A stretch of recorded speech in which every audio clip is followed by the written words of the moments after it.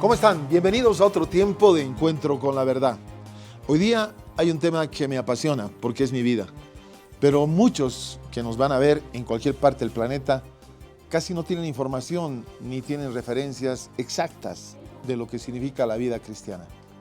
Hoy día tengo la visita de un amigo de hace pocas horas, pero que se volvió íntimo en el espíritu, que algunos tampoco van a terminar de entenderme, y que quiero que ustedes puedan conocer a través de esta primera presentación. El pastor Francisco Jamocó es fundador y pastor principal de la congregación El Shaddai en Bogotá, Colombia. También es autor de libros como El plan original de Dios para una economía de éxito y Corazón de Águila. El pastor Francisco y su esposa María Claudia Suárez son padres de 2 hijos, Oscar Iván y Lorena. El Centro Cristiano de Alabanza El Shaddai fue fundada por el pastor Francisco Jamocó y su esposa María Claudia Suárez en el año 1991. Hoy, en pleno año 2017, su congregación se consolida como una de las de mayor crecimiento y proyección en Colombia y América Latina. El invitado de hoy es el pastor Francisco Jamocó. Francisco, pastor querido, amigo, qué bueno tenerte en el programa. Tu saludo a todos en Bolivia y donde llegamos en varios países. Pues bueno, Toto, como siempre, sorprendido con todo lo que el Señor nos da. Contactos de oro, puertas dobles para entrar y sin estar tratando de pedir un favor, sino más bien de recibir el favor del Señor. Mil gracias por la oportunidad que me otorgas, Toto, de venir a tu programa y sobre todo de dirigirme a los bolivianos. Gente noble, gente buena, que como hoy compartíamos con mi esposa María C., nos tienen impactados porque su naturaleza es la humildad. Qué bueno, te agradezco por esas generosas palabras. Quiero un poco en este programa que podamos transmitir en realidad qué es un hijo de Dios, qué es un cristiano, qué es un creyente. Lo que pasa es que a través de la cantidad de estereotipos se ha marcado a los cristianos con la gente primero un poco descerebrada, segundo, avivada en la parte económica, tercero, que bueno, está jugando al tema de Dios, etcétera, etcétera. Quiero saber, y que la gente también sepa, ¿cuándo fue que llegaste al Señor? ¿En qué circunstancias? ¿Qué era de tu vida? ¿Cuál era tu entorno? En pocas palabras, para aprovechar todos estos minutos.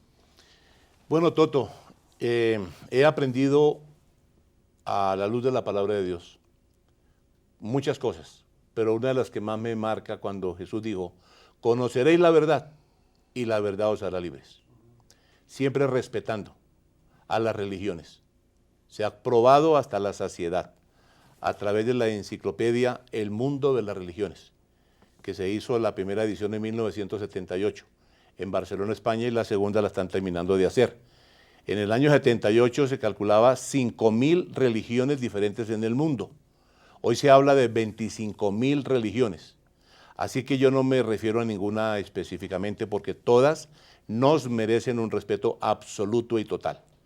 Yo vengo de un hogar religioso, de un hogar donde se hablaba de Dios, donde aparentemente se tenía un respeto por las cosas espirituales, pero el estilo de vida de las personas que me rodeaban en mi hogar no correspondía con lo que decían creer. Así que no había coherencia entre la fe que se profesaba con las acciones de vida diaria. Eso me alejó un poco de las tradiciones de mi familia, pero me acercó más a Dios. Siempre dentro de mí, mi amigo Toto, hubo una convicción de que necesariamente existe un ser superior. Alguna vez leí una frase que me impactó.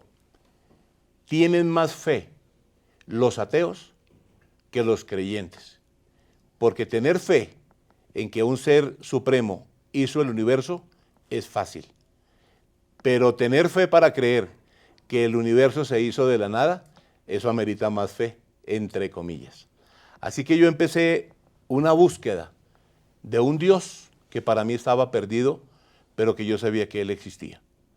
Y fue así como una tarde de un día sábado, entré a mi habitación, que la compartía con 3 hermanos más, pero allí no estaba ninguno de ellos, y mi mamá siempre tuvo una vieja Biblia bien desgastada, no porque la estudiaran, sino porque la maltrataban como libro. Y yo recuerdo que yo agarré esa Biblia en mis manos. Tenía yo 20 años, hoy tengo 61. Y dije, Dios, yo sé que tú existes. No te veo, no te escucho, pero la vida, la esencia del ser humano, la exactitud del día y de la noche, lo que es el sol, la luna y las estrellas, no me dejan ni un instante de duda de que necesariamente hay un creador. Si hay un reloj, se presupone un relojero. Si hay un pan, se presupone un panadero. Si hay una creación, se presupone un creador. Y fue así como yo cerré mis ojos y me arrodillé. Y dije, Dios, donde quieras que estés. Yo quiero convencerme de que este libro que ahora está en mis manos es tu palabra.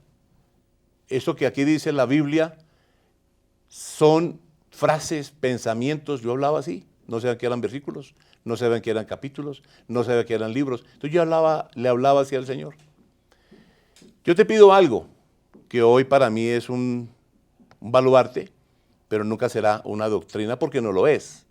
Fue mi historia, fue mi propia experiencia, no la de otros. Dije, Dios, yo voy a abrir la Biblia. Y donde yo la voy a abrir, quiero leer algo que me diga que tú me estás viendo, que tú me estás escuchando y que me haga entender que tú existes. Y yo la abrí con la ignorancia de nunca haber ni aceptado a Jesús, ni de saber qué era el Espíritu Santo. El caso es que yo abrí la Biblia y leí, clama a mí y yo te responderé y te enseñaré cosas grandes y ocultas que tú no conoces. A mí eso me estremeció. Clama a mí y yo te responderé. Bueno, ¿cómo voy a clamar? ¿Cómo me va a responder? Pero yo dudé.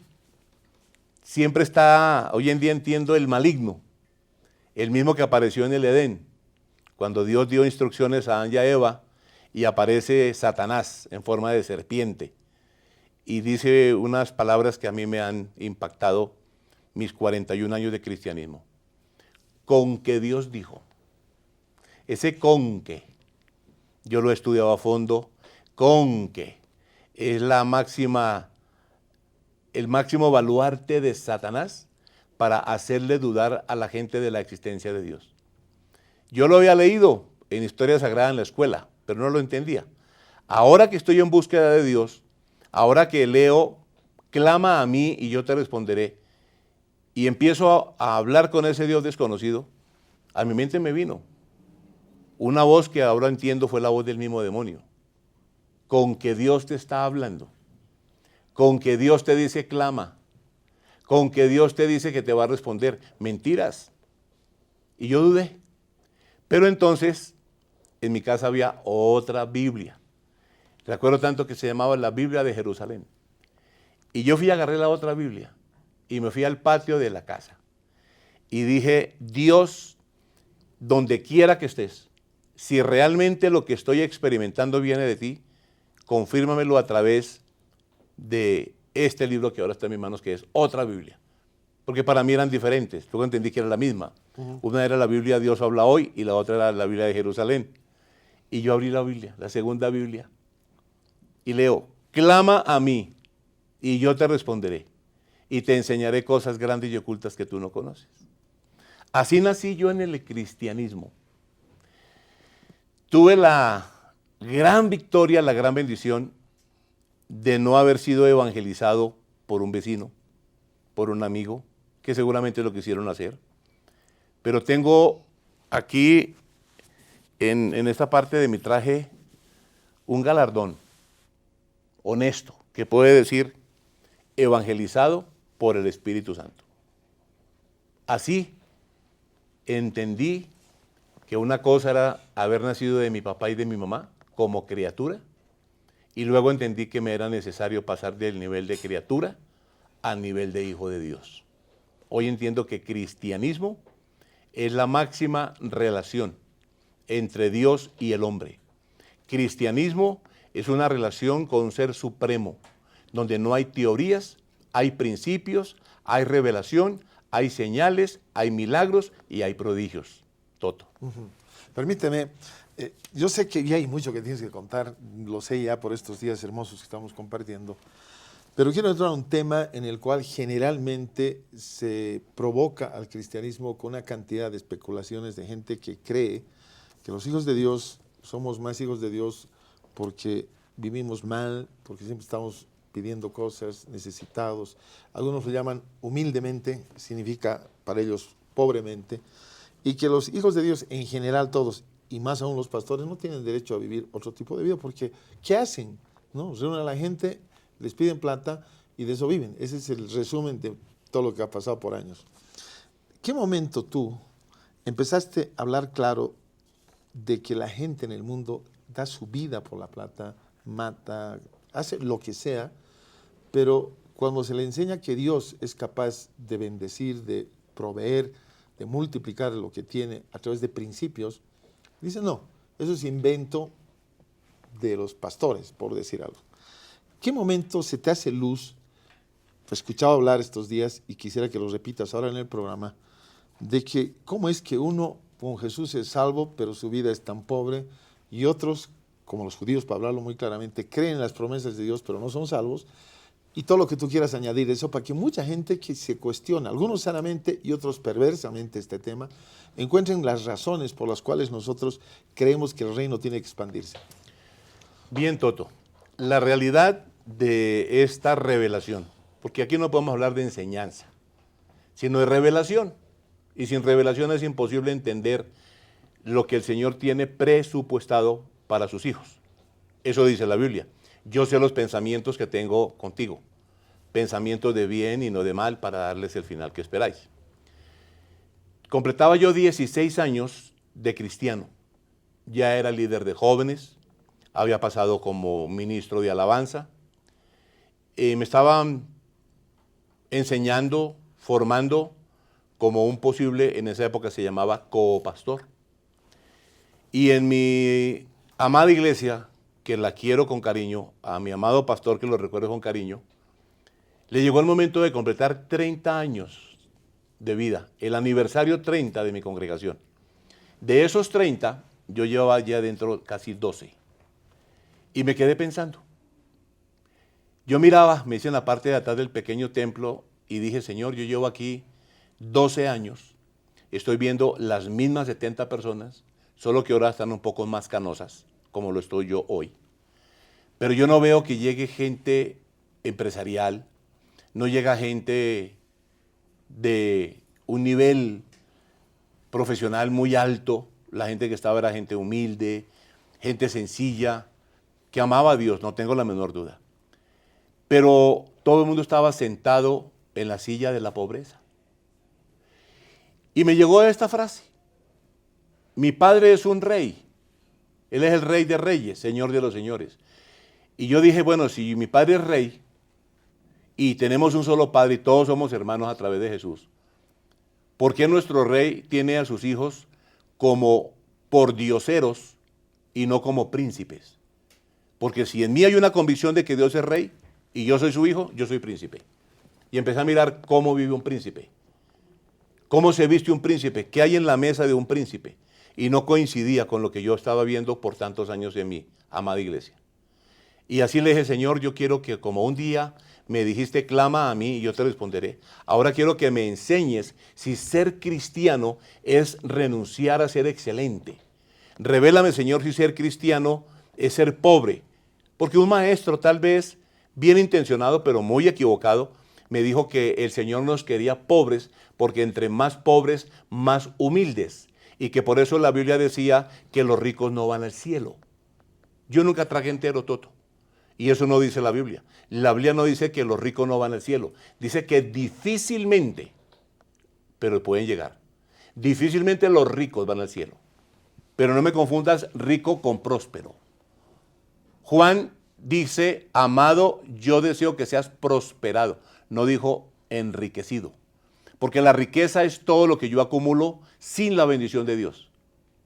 Mientras que la prosperidad es todo lo que yo recibo de las manos del Señor para vivir bendecido y para bendecir a otros. Así que yo me convencí de que ese esa forma de evangelio en que todos somos santos, todos somos perfectos, todos hablamos en lenguas, todos echamos fuera demonios, todos alabamos, y hay que seguirlo haciendo, por supuesto, pero todos pobres, todos endeudados y todos en la miseria, yo dije, yo no puedo creer que este sea el Dios. Y empecé a darme cuenta que la Biblia dice que muchas veces en los evangelios, algunas personas le decían a Jesús, Señor, otros le decían a Jesús, Maestro, y otros le decían a Jesús, Rey. Y yo dije, bueno, aquí tiene que haber una razón.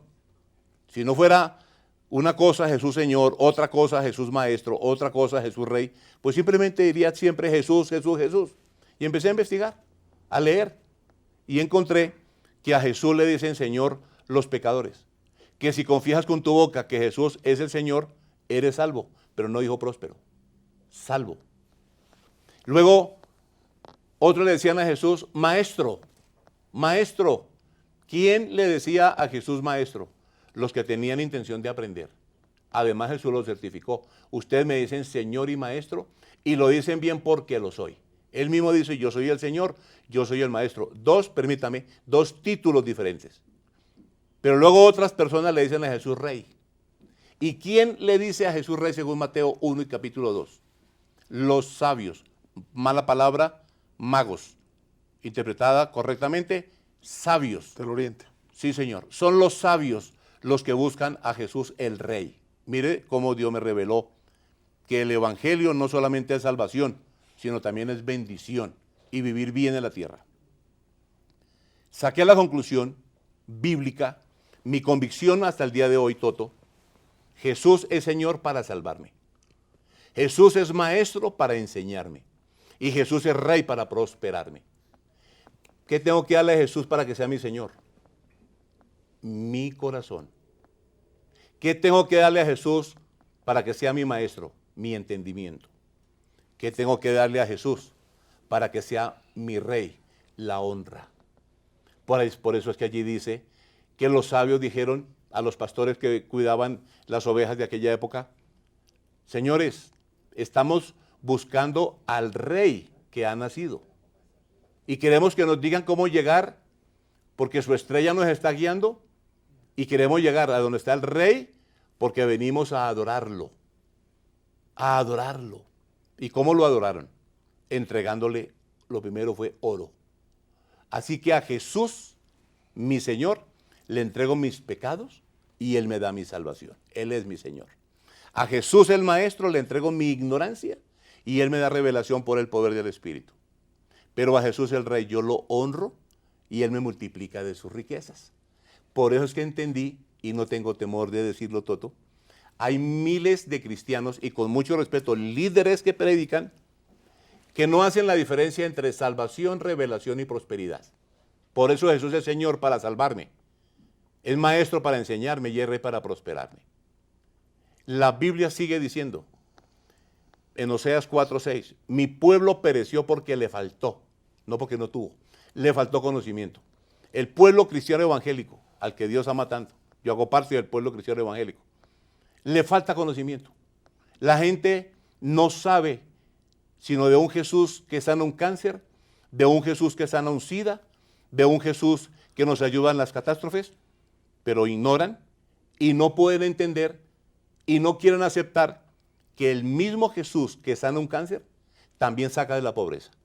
Que el mismo Jesús que nos quiere ver felices también quiere ver que en nuestra casa no haga falta comida. Así que yo creo firmemente que el Evangelio es el poder de Dios para la salvación. Y la Biblia me enseña cuál es la buena, perfecta y agradable voluntad de Dios de cómo deben vivir los salvos. Termino diciéndote eso, Toto. Juan 3:16, un versículo reconocido.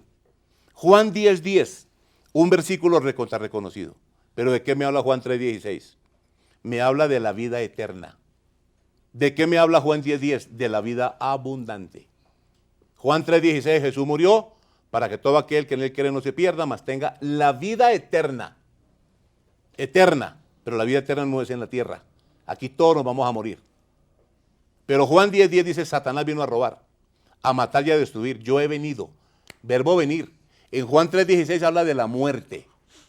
de Jesús. Juan 10:10 no me habla de la muerte de Jesús, me habla de la primer venida de Jesús a la tierra. Satanás vino a robar, matar, yo he venido. Se refiere a los 3 años que él funcionó como maestro, enseñándonos a conocer la vida abundante. Miren lo curioso. Jesús, 3 años fue maestro y en 3 días nos dio la salvación. Vean lo curioso, Toto. La salvación, entre comillas, es tan fácil porque es solamente una confesión, que Jesús hizo ese sacrificio en 3 días. Pero Jesús tardó 3 años como maestro, tratando de cambiarle la mentalidad a la religiosidad, tratando de cambiarle la mentalidad al pobre. Es más fácil que la gente sea salva a que la gente entienda que el Señor también quiere, aparte de salvarlo, prosperarlo. Yo sé que hay mucho, Dios mío, podemos estar mucho tiempo, pero antes de terminar esta primera parte, quiero que puedas reconocer, que seguro vas a reconocer la voz, la presencia de alguien que camina contigo hace muchos años, muchísimos años, y que quiere decirte algo. Bueno, este es un momento muy especial para agradecer a nuestro Padre Dios por el hombre, por el esposo, por el mentor, por el pastor y por el padre de mis hijos. Gracias por ser ejemplo, gracias porque tu vida ha sido una vida de testimonio. No es solamente palabras, sino son tus acciones las que han marcado mi vida, la vida de mis hijos. Y bueno, que sea este el momento para decirle a mi esposo, a mi mentor, gracias doy a Dios por tu vida. Gracias por dejarte usar y enseñarme muchas cosas, por ayudarme a crecer y por enseñarme a ser la persona que soy en este día. Muchas bendiciones, te amo, sigue adelante y síguele creyendo al Señor porque Él tiene cosas grandes y poderosas para tu vida y para el ministerio.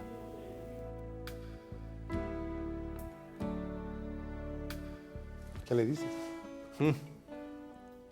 Como la reina de belleza, sin palabras.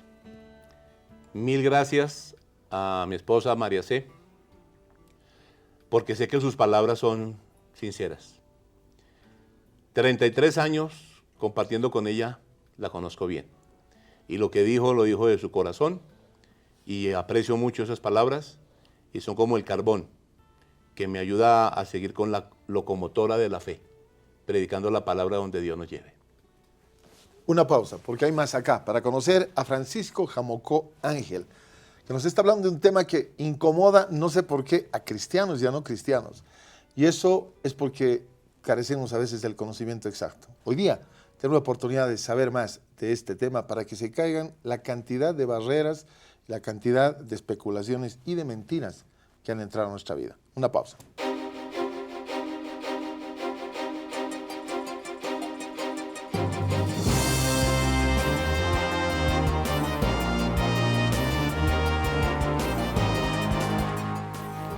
Seguimos con Encuentro con la Verdad.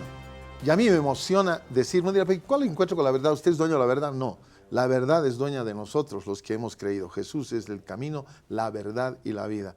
Cuando uno empieza a conocer la verdad, la historia cambia. Créame, los ojos se abren a otra dimensión. Hemos estado escuchando a María C., que es María Claudia, tu esposa, ¿verdad? Sí, señor. Y eso ha sido bueno, además que por las circunstancias de la vida la tienes, no solo en el video, sino la tienes demasiado cerca. Pero hay alguien más que te quiere saludar y bendecir y agradecer. Vamos con esa nota. Osito, hola. Este es un saludo para ti. Es una sorpresa que seguramente es especial para ti y por supuesto para mí también. Decirte que te quiero mucho, decirte que te admiro, decirte que eres una persona ejemplar, que eres un hombre trabajador, un hombre sencillo donde quiera que esté. No es uno en un lado y otro en otro, no. Eres el mismo en todo lado y eso es de admirar. Admiro esa capacidad de contar chistes, no sé cómo haces para grabarte tantos chistes. Eso es un don, digo yo. Y bueno, espero que la estés pasando muy bien allí en Bolivia. Te mando mis mejores deseos, espero que todo le salga de maravilla. Los quiero, te quiero con todo mi corazón. Y bueno, muchas de esas enseñanzas que has depositado en mí, seguramente cuando tenga hijos y me case, va a ser de mucho beneficio para mí y toda mi familia. Te quiero mucho, te mando un abrazo y bueno, espero que este año, ¿por qué no?, se nos dé el milagrito y que Millonarios vuelva a ser campeón. Millonarios es nuestro equipo para todos los amigos en Bolivia. Les envío un saludo muy especial a toda la gente allí en este hermoso país y por supuesto a ti, Padre, que te quiero tanto. ¿Qué le dices a Oscar? Pues cuando lo veo hablar, entiendo mejor por qué la Biblia dice que el tesoro más preciado que el Señor nos da son los hijos.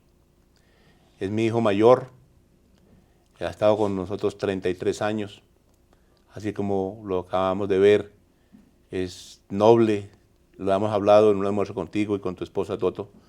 Él es ver a la mamá, noble, tranquilo, respetuoso, le sirve al Señor, es comunicador social, está encargado de todo lo que tiene que ver con la radio, la televisión, las redes en nuestra iglesia.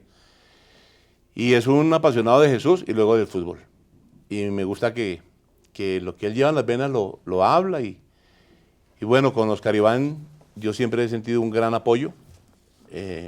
Yo no lo he forzado a que haga cosas porque es mi hijo. Él debe hacer lo que el Señor le llame a hacer y yo solamente le doy herramientas, le doy enseñanzas y trato de dirigirlo, pero que sea el Espíritu Santo el que lo lleve a donde lo quiera posicionar. Bueno, Agradezco a mi hijo esas palabras. no, y seguro. Y es bueno que las conozcas, porque no es a menudo que uno puede tener ese momento de escuchar atentamente, tú no digas nada y te digan. Es bueno. Los papás siempre estamos en acción. El Señor dice, si tú honras a tu papá y a tu mamá, yo te voy a dar larga vida y todo lo que hagas en la tierra te lo voy a bendecir. El que tiene odio por el hermano es el que pide y no recibe, pide mal. Que desaparezca un cáncer es una maravilla. No todo el que cree en Jesús es su discípulo. Discípulo es porque se sienta a escuchar a su maestro y hace lo que el maestro le dice. Que de un momento a otro yo esté libre de deudas es una maravilla. Mientras tú no sanes tu corazón, el Señor jamás sanará tu cuerpo. Que mi vida cambie de menos a más es una maravilla. Que Dios no nos haya respondido en este momento no quiere decir que se olvidó de nosotros. Pero si a mí la Biblia me dice que lo que yo diga me será hecho, pues yo lo creo. Y si a mí la Biblia me dice, en tu lengua está la vida o la muerte, pues yo le creo. Pero hay que aferrarse de Dios y no dudar ni un centímetro.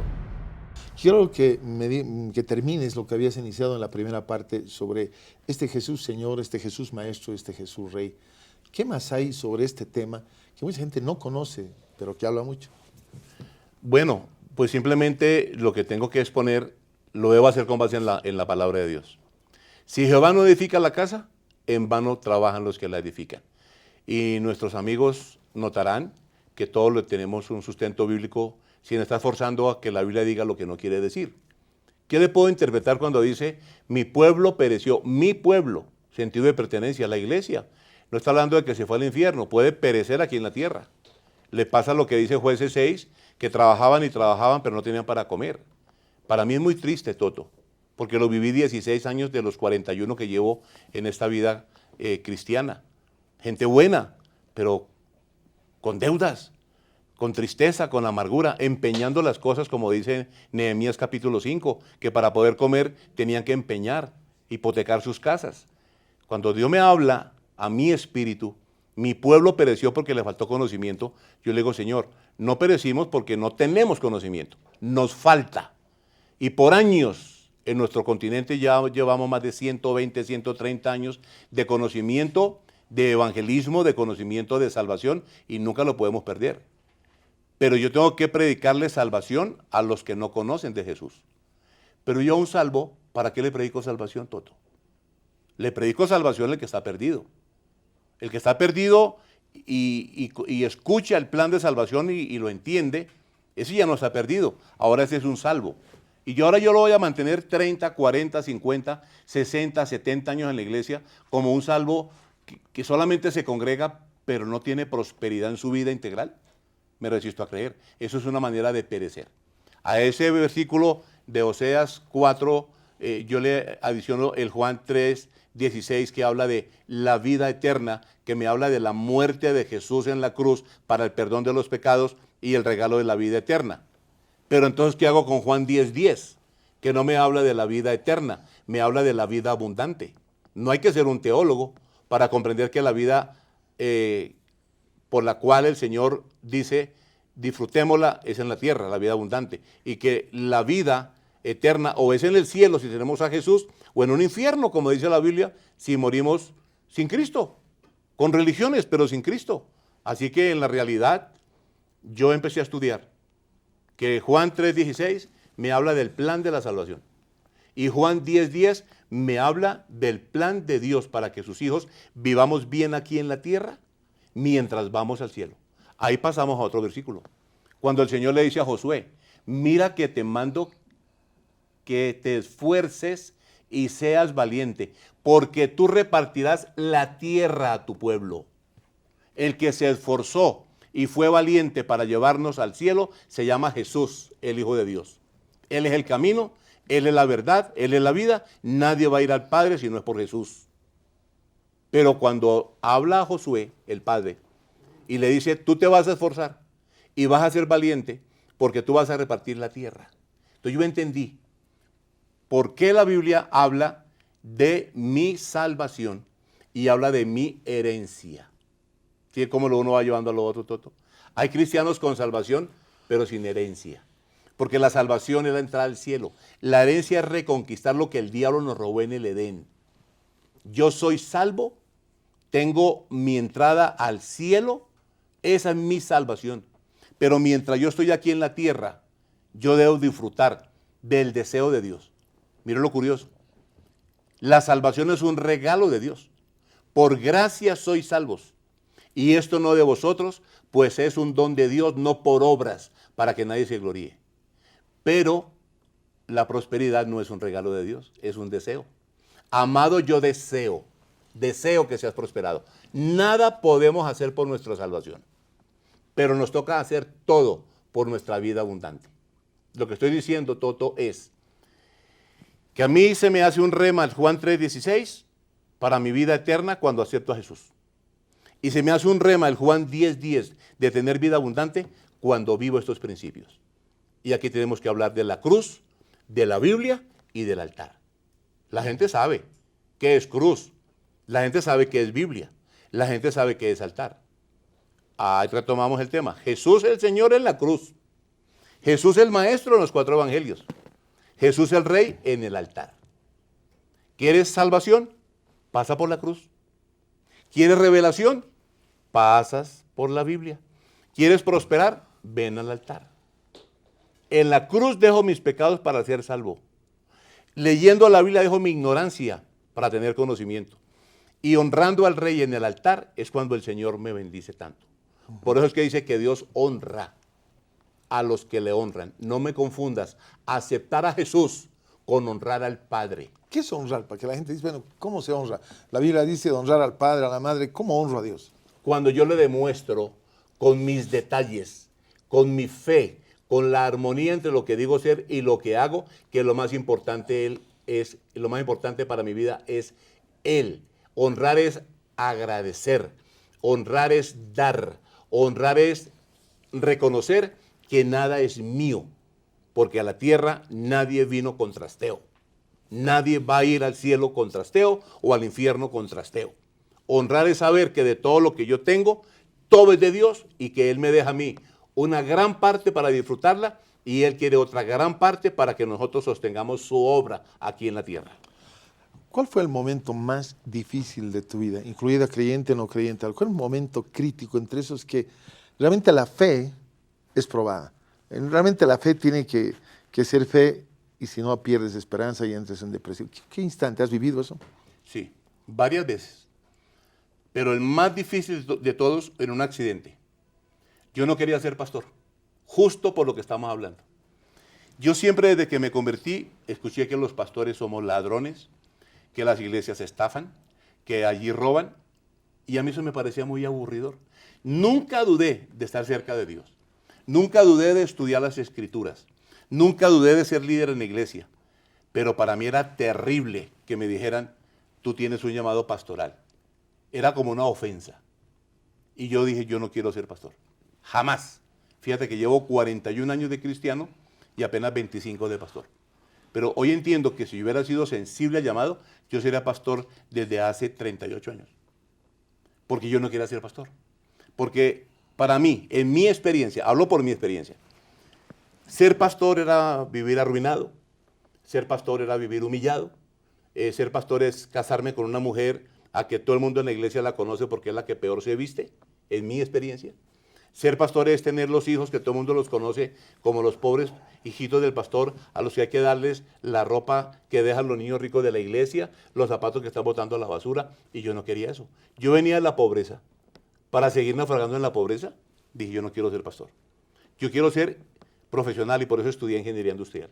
Y por eso sigo teniendo un par de negocios aquí en la tierra, aunque hoy mi prioridad es la iglesia. Porque yo dije, yo no quiero ser pastor, quiero producir para ayudar a mi iglesia. Pero nadie me va a juzgar de que lo que tengo me lo robé en una iglesia, porque eso es lo que la gente dice. Y yo le huía a eso de ser pastor. Pero un día tuve un accidente y terminé en una clínica en Bogotá. Mi carro quedó con pérdida total. Me robaron lo poquito que me quedaron en los bolsillos. Y después de 3 días que yo no era consciente de nada, yo me desperté en la morgue. ¿En la morgue? En la morgue. No en la cama de un hospital, no, en la morgue. O sea, te dieron por muerto. Sí, señor. Yo pocas veces cuento esto. Creo que es la segunda vez. Una vez la conté en Londres, en Inglaterra, porque me hicieron una pregunta similar. ¿Cuál ha sido el momento más difícil? Y me desperté en la morgue. Yo sabía que estaba en la morgue, porque a mi lado izquierdo había un muerto y aquí estaba otro muerto. Y yo estaba desnudo y me tenían aquí un letrero que decía NN. Yo llevaba con mi esposa, María C., 1 año de casados. Mi hijo, que me acaba de saludar, tenía 2 meses de nacido. Y allí entonces yo me envuelvo en una sábana, fui a moverme, pero la pierna izquierda no me respondía, entonces me arrastré. ¿Estabas en el piso? En una camilla. En una camilla. De lámina. Salgo de allí y casi mato del susto a una enfermera, porque ve a alguien que sale envuelto en una sábana de la morgue. Cuando me vio gritó. Yo dije, Dios mío, entonces sí soy feo. No, tan feo no. Era un muerto que estaba caminando porque salió de la morgue. Así que yo empiezo a buscar ayuda. Ya los médicos se dan cuenta que no estoy muerto. Me empiezan te declararon muerto, obviamente, Sí. por eso estabas ahí. Claro, estaba muerto. No respirabas, no decías nada. Nada. No contabas chistes. Nada. Y qué impresionante. Entonces me llevan a mirar qué es lo que está pasando y encuentran que yo he tenido como una especie de infarto. Eso tiene un nombre que no lo recuerdo en este momento. Que uno se va por unos instantes, pero vuelve. Cataclepsia, creo que se llama. Catalepsia. Catalepsia. Eso fue lo que yo experimenté.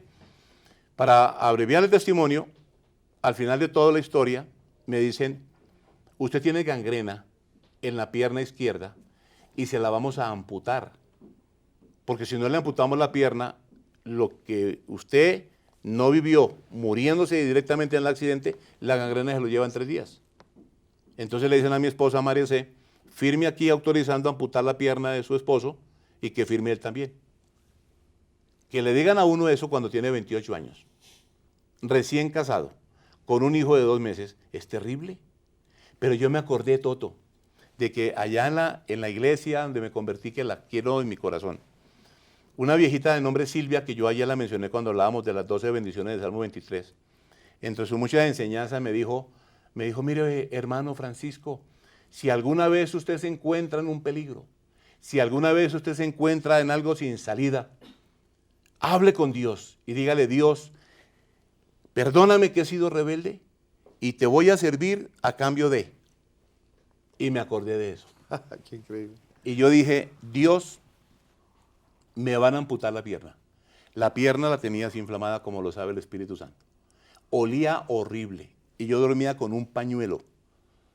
Porque yo duré 5 días en mi casa tratando de mirar que se me desinflamara la pierna para que no me la amputaran. Pero era peor. Y un sábado yo cerré mis ojos. Y le dije, Señor, voy a poner en práctica lo que la señora Silvia me enseñó. Hoy estoy frente a una sin salida. Me van a amputar la pierna para salvarme la vida. Pero mi trabajo era subir por andamios en construcción a revisar trabajos de ingeniería civil. Yo te hago un pacto, Señor. Palabra que la gente se asusta, pero está en la Biblia. No sé por qué se asustan con la palabra pacto, pero no se asustan con la palabra miseria. No sé por qué les asusta la palabra voto, pero no les asusta la palabra ruina. Es increíble. Pero bueno, de todo hay en la viña del Señor. Así que le dije, Señor, yo te hago un trato. Médicamente no hay nada que hacer, me tienen que amputar la pierna. Si tú, Señor, me sanas la pierna, porque nadie más me la puede sanar, yo renuncio a mi trabajo en la empresa de los judíos y me dedico a servirte. Y me quedé dormido. 5 días que yo no podía dormir del dolor. Cuando yo me despierto, está todo en silencio, vivíamos en una alcoba húmeda, porque a mí me han enseñado que si yo era próspero, el Señor borraba mi nombre del libro de la vida. Yo estaba asustado. Entonces yo vivía mal. Hoy no, gracias al Señor, porque se me quitó la venda. Así que me despierto y soy consciente de que estoy en mi habitación. Soy consciente de lo que me estaba pasando, pero ahora no hay dolor. Ahora no siento mal olor. Pero empieza a apoderarse de mí terror, pánico. Por eso, Toto, cuando me dices, momento más difícil de tu vida, te lo estoy contando. Y dije, Señor, perdí mi conciencia, me amputaron la pierna porque ya no me duele. Me amputaron la pierna porque ya no huele a lo que olía esa carne descompuesta. Y tomé aire y dije, Señor, en el nombre de Jesús, ¿qué pasó? Y alé las cobijas y ahí tenía mis 2 pies. La pierna desinflamada, tengo las cicatrices que si les quiero mostrar, la pantalla las puede ver, como el recuerdo de lo que pasó, pequeñas, pero ahí están. Empecé a llorar y me di cuenta que Dios es poderoso en Cristo para sacarme del infierno y llevarme al cielo, que Dios es poderoso en Cristo para sanarme de una gangrena y ponerme a vivir sano, y que Dios es poderoso para sacarme de la miseria y de la pobreza y para ponerme a vivir bendecido y en victoria. Me levanté, Señor. Ahí pasaste a pastor. Ok. Inmediatamente era un trato con Dios. ¿Renunciaste? Pues por supuesto, Eclesiastés 5. Cuando Dios hace promesas, no tardes en cumplirlas. No, pero mira, el momento de la necesidad, todos hacen promesas, que crean o no. Sí. Por eso te pregunto, ¿hiciste la promesa? Sí, ¿Cumpliste? eso fue un sábado y el lunes llegué con mi carta de renuncia a la oficina Ya de mi para el jefe. lunes estabas flamante. Sí, ya. Y me fui. Y Qué de bueno. esto hace 26 años. Dime, Oscar estaba Iván. de 2 años, de 2 meses. 2 meses. ¿Y cuánto tenía Claudia? Estaba ni en planes, nada. Mi hija Lorena no había nacido. A ver, vamos a escucharla. ¿Qué dice ella? Ay. Hola, este es un saludo muy especial para el pastor Francisco Jamocó, más conocido en mi pequeño mundo como Don Pancho. Don Pancho, estoy muy contenta por ti y sé que estás conociendo este nuevo país y que es una gran bendición. Te admiramos mucho, eres un gran padre, un gran pastor, un gran amigo, un gran todo. Y bueno, sé que las semillas que has sembrado durante toda tu vida se verán recogidas en la vida de muchas personas. Y gracias a Dios sé que estas semillas también se verán fructificadas en nuestras vidas, en las vidas de tus hijos. Estamos muy orgullosos de ti. Abrazos y besos. Ay, no. ¿Por qué me hacen esto? Porque te amamos. Yo nunca había sentido esto.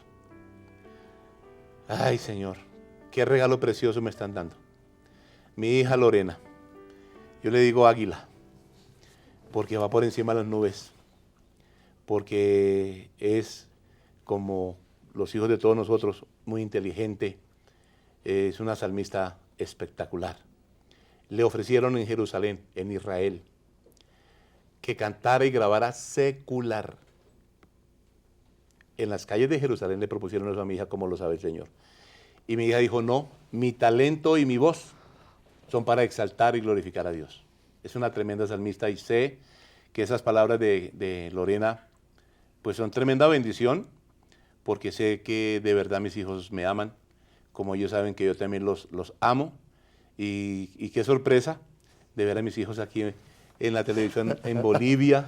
Qué bueno, me alegra y creo que esto es un tesoro que ustedes hacen y lo agradezco mucho, Toto. Muchas gracias. Porque es un privilegio tenerte. Estamos ya cerrando el programa. Nos han pasado ya 50 minutos casi, pero valiosos. Yo quiero bendecirte que hayas venido a Bolivia, conocerte. Me gusta mucho cuando la gente ama a su esposa, a sus hijos y sus hijos los aman, que es lo máximo que podemos tener. Tienes unos minutos para dirigirte a Bolivia, para poderlos saludar y con la expectativa de que muy pronto te tengamos nuevamente aquí, en Bolivia. Listo. Mis palabras con amor. Isaías 66:6. Allí dice que hay 3 voces que nos hablan.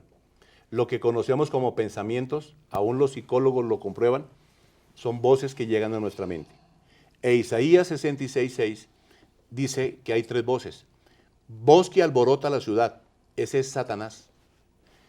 Voz del templo, somos templo del Espíritu Santo, nos hablamos a nosotros mismos. O la voz de Dios que da el pago, aún a sus enemigos. Cuando nos llegan pensamientos que nos asustan, nos acobardan y nos traen dudas, no lo piense 2 veces. Es la voz del diablo diciéndote no lo creas, no lo hagas, así no es, te van a robar, te van a estafar. La voz del templo, nosotros mismos razonamos.